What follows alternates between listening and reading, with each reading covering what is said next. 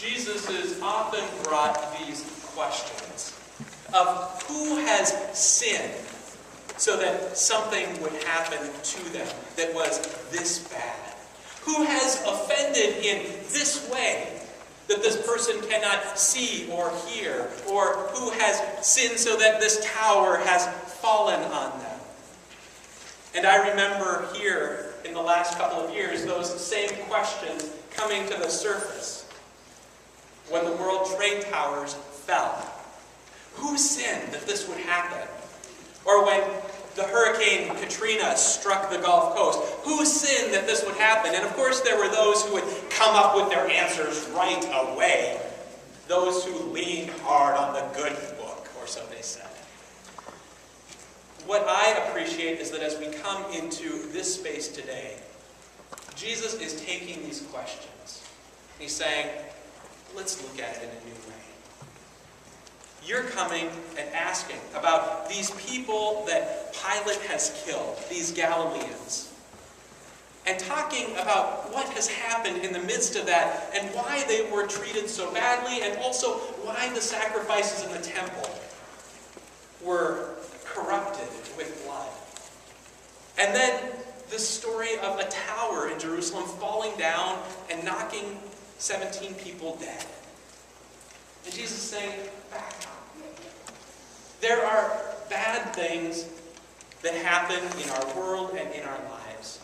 And if every time you are looking for who sinned or who offended, then you're on the wrong course. That all of us need to come and think about what is happening in the world and reorient our lives.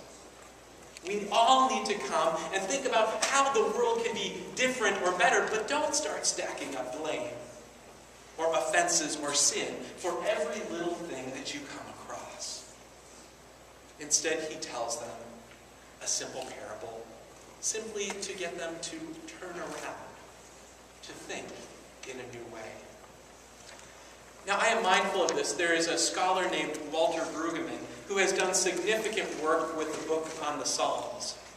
And Walter Brueggemann thinks about the Psalms in 3 different ways, and I think it's helpful as we look at this gospel and also at our own lives. The first is that there are the Psalms of orientation.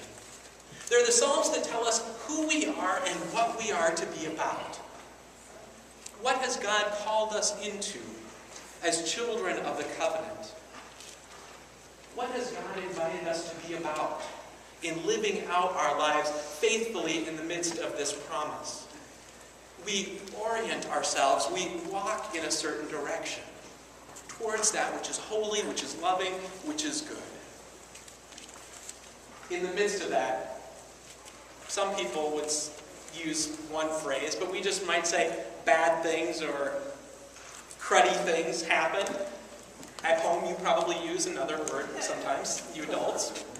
But we think about the things that happen in our lives that all of a sudden jolt us from our sense of orientation, the way that we are going, where all of a sudden our life seems turned around. We can think about this.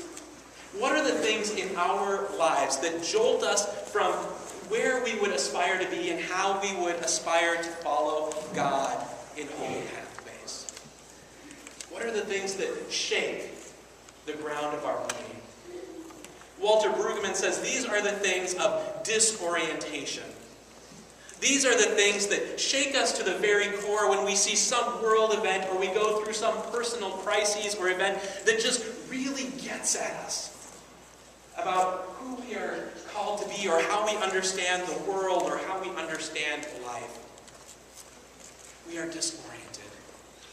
And in the context of the Psalms, what he says is that we respond out of lament. We cry out, perhaps saying, my God, why have you forsaken me? Something that we will hear over the coming weeks as we live through Lent and Holy Week. Or we ask, God, why me? How could this happen when my enemies surround me? And the people here in Israel are lifting up this question to Jesus, saying, good people, Galileans, have been killed by Pilate. How could this happen? How could this happen to these people that we have seen around and have known? Or this this tower that was standing in Jerusalem, it crumbled. It knocked people to the ground. This wasn't right. This wasn't fair. These were our neighbors, our friends. How could this happen? They ask the questions. They're wondering what to do. Disoriented. If God was caring or just or fair, this wouldn't happen. Or maybe they weren't quite following the law the way they were supposed to, right? Jesus, could you give us that answer? Jesus says no. Instead, he guides them in a way of looking at what it means to be a child and to live in faith. And he tells this simple parable about a fig tree, an owner and a gardener.